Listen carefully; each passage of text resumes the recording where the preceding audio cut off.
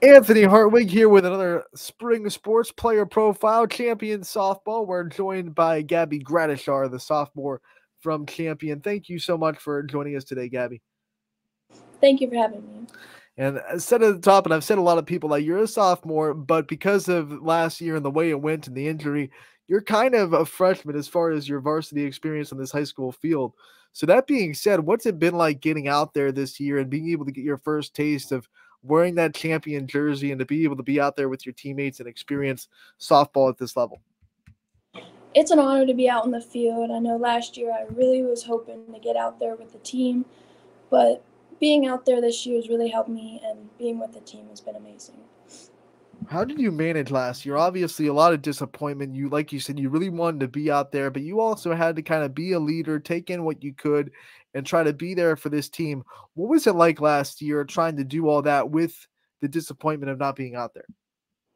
It was definitely difficult, but really being able to learn the other side of a game has helped me be as a player and just really connect with each player individually on the sidelines really helped. That being said, I'm sure you had to work extra hard this offseason to get yourself ready for this season. What was it like preparing for the season in the summer and the travel ball and then the winter and the practices and the scrimmages? What was that like gearing up for this high school season and knowing that, you had to kind of use this as your freshman year kind of with your first experience? Definitely more work than I thought, but it was definitely worth it. And just really the motivation to get back on the field has helped me get towards my goal. Every time we talk to a champion softball player, we ask them about this program and what it's like to be a part of it. Obviously, there's a lot of excitement when you're able to put on this champion jersey with all the success the softball team has had. What was it like growing up with this softball program and being able to kind of dream about being a softball player at Champion? Growing up, I just remember looking up to those girls who played and just wanting to be out on the field and play like they did. And coaching staff, Coach Weaver, Coach Carp, but they're just amazing. After all that and all that looking up to and all that anticipation, what was it like? Let's go back to your first game. You put that champion jersey on and it's go time. What was going through your head? I was just so excited, couldn't wait to get on the field, and just really playing that first game really made me more excited for the season to come. What a debut you had. You threw a no hitter against Newton Falls. You've already thrown a second one. What has been working so well for you early in this season on the pitcher circle? I think the connection between me and Addie, my catcher, we have played together since T-ball, and just really having that connection and the teammates behind me really pushing me has helped. Yeah, we already talked to Addie, and she talked about how much she wanted to catch with you last year and how much she has built the relationship with you. How important is that to you to have that strong relationship with your catcher and to be able to really trust your backstop to have your back? It's so important just being out there, knowing that she's there for me and really helping me know what I got to do to win. And even the other games, she called her own pitches and she did a fantastic job. And that's the other thing I want to ask about. What's it like to have a catcher that can call your pitches and know what you throw and kind of know what the other team is and know what the scouting report says about these hitters? And to have a catcher that's able to do that with you, it's got to build trust, right? Yeah, it also helps because she can see more where the batter's at and where we need to throw and things like that. So it really helped. From your perspective and seeing these hitters for a lot of these hitters for the first time, what's it been like navigating some of these lineups, especially in these non-conference games that you're about to play, with a really good lineup and you have to kind of go 1 through 9, focus in. What's that been like for you so far? Definitely got to learn the batters as you go through the lineup. And then also having a great defense behind me has really helped. Yeah, great defense behind you indeed, and great players on this team. I want to talk about also that first game. You went back to back to back on the offensive side. You were a part of 3 straight home runs with Addie and Isabella. What was that like being a part of back to back to back home runs? It was crazy just knowing that feeling that, okay, I hit one and now the next girl hit one. Just so happy for my other teammates to see that they're also accomplishing their goals too. Coach Weaver has you in that leadoff spot in the lineup. I mean, usually that's reserved for your slappers, your speed runners that are able to just put the ball down on the ground and run to first. You bring the power to the top of the lineup. What's that like setting the tone for this team right from the jump on the offensive side? I know as my job as leadoff, I have to put the ball in play and start off the inning, and also cheer on the girls and tell them what I'm seeing in the box and what they should be expecting too. I know it's early in the season, but what are some of your favorite parts already of kind of being on this team and favorite memories that you already have with this team this year? I'd say just the atmosphere of Coach Weaver, Coach Carp, and just the girls. We all have a nice connection and we all get together so well. I do want to talk about being under Coach Weaver. Obviously, she's one of the softball legends in the area. She has enough state championships to fit on a hand. What's it like to be coached by her and to be navigated by her? What kind of things has she taught you? It's definitely an honor. She teaches us almost everything, especially the little things. That's what she focuses on, but really helps us in our games. When we brought her on, she talked about the emphasis that her and the staff put on the mental aspect of the game. What kind of things do you do to keep mentally focused and mentally strong during the long season of softball? I really just talk myself through like each game, each practice, and really keep myself going with that next game, knowing that you can always do better. Obviously, to get to the level where you're at, you've played a lot of softball in your life. You're busy, busy, busy with this sport. And to be that way, you have to love it. So, talk about the kind of the love story with softball, when you fell in love with it, and what kind of things made you fall in love with the sport. Yeah, I've always really loved the sport, but really when I first got injured, knowing that I couldn't play my freshman year really hit me, and that's when I really fell in love with the sport. It's kind of one of those things where you didn't know what you had until didn't have it anymore, right? Let's talk about you on off the field as well. Any superstitions that you have? We're always taught about the pitchers and how superstitious they can be. Well, do you have any that you bring to the field that routines that you like to stick to? Um, Not necessarily for pitching, but I know for batting, I always just wear my left batting glove, and that's just always been my thing. What kind like everyone has their own batting routine. Do you have a batting routine? You know, your warm up, your batting routine at the plate. I just talk myself through and tell myself that I can do this, and no matter what pitcher I'm facing, I can hit the ball, and that really helps me get through it. One of the things that I want to ask you about is because of how good you are and how much expectations are put on you. Because everyone hyped you up. You know, you're coming into freshman year before you got hurt. Everyone was talking about, hey, wait until you see this girl from Champion. She's really good. And then obviously this year, okay, now you really get to see her. She's really good. How do you handle these expectations and the things that kind of the success that you've had already bring with the table? I really try to focus on what I think, how I did, and how I can improve rather than thinking of what others think and what have to say about me, but really just play for myself and for the team. Obviously, once again, to be at the level you are, you have to be your own scout. You have to be able to scout yourself really good and coach yourself almost really good to watch pitching film and watch your pitching and watch your hitting and kind of critique yourself. How much have you grown in that aspect? Being able to watch yourself and quickly pick out the things you have to work on. I think the film and Game Changer has really helped being able to go back and watch the games.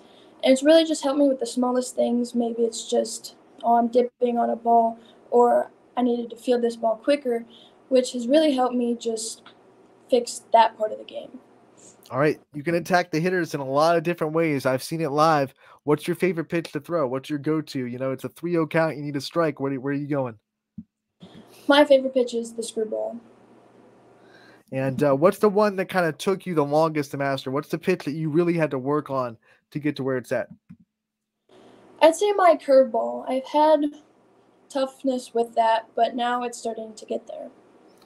Who are the people that you contribute to the pitches that you're able to throw? Who are some of the people that have helped coach you and coach the pitches that you have? I'd say my pitching coach, Ed Beavers, and then my dad, who's also helped me, that's always there, sitting on the bucket, catching me, and then really just my teammates and my catcher, of course. One of the things that you hear a lot about in the softball community is the relationship between, the dads and the dad coaches and the people that are able to sit and catch their daughters, all the time. What's that like for you to be able to have your dad through this experience, to be able to have him sit on the bucket so much with you and to be able to catch you as much as he does? It's amazing, even through the tough times that maybe I'm not throwing well or I'm down on myself. He's always there to really pick me up and tell me, like, I got this. I'm still pretty good. It's one of the things about this sport. There are going to be tough times. It's a sport of failure. How do you navigate the valleys of softball and the moments of failure that you do have? Right, everybody's going to make a mistake, and you just really got to move on from that and focus on the next play, because if you just think about the last one, you're going to mess up the next one. All right, so you're a sophomore in high school, and I've been told by a lot of people, and I've experienced myself, that sophomore year can be one of the hardest years academically. What's it like going to what's the school like? Or is it the hardest year you've had so far, or is it going pretty well so far for you? I'd say it's a lot more work, but if you schedule around it, you'll just do fine. What are some of your favorite subjects in school right now? My favorite is math. What is some of the ones that you have to work the hardest at though? Like maybe not your least favorite, but at least the hardest for you to get. My hardest to get through are probably science and history. Are you someone that likes group projects, or do you like to work by yourself more than group projects?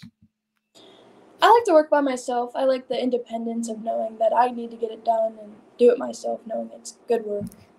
What are some of the hardest assignments that you've had so far in your high school career? I'd say definitely my reading projects. We've had a lot of those with multiple texts from ages ago, but those have been probably my difficultest.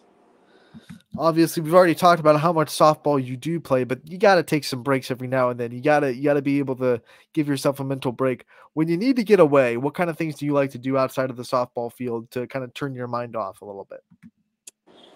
I like to work out. I know that's kind of the same thing, but I like to be outside, just doing anything out there, sitting outside, doing stuff, just anything, Okay, not so cooped up. I think working out for stress relief and then working out for a goal like softball are different. So when you're kind of working out just to kind of get stuff out and to block it out and to get your mind right, what are some of your favorite circuits to do in that situation? I like to do just a lot of anything, honestly, just really to get my mind off of it and play music while I'm working out, and it's just a fun time. What's your workout playlist look like? What kind of jams get you going?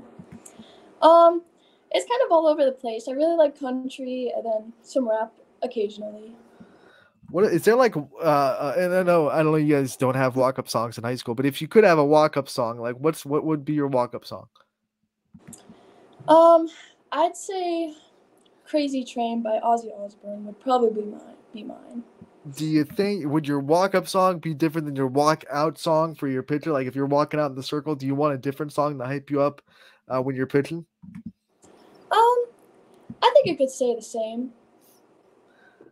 When you think about all the things that you've done, and obviously the success comes with being a role model, what kind of advice do you give to the girls that want to be in your shoes? And maybe they're in champion, they're in the young champion, they want to be a champion player when they grow up. What kind of advice do you give them?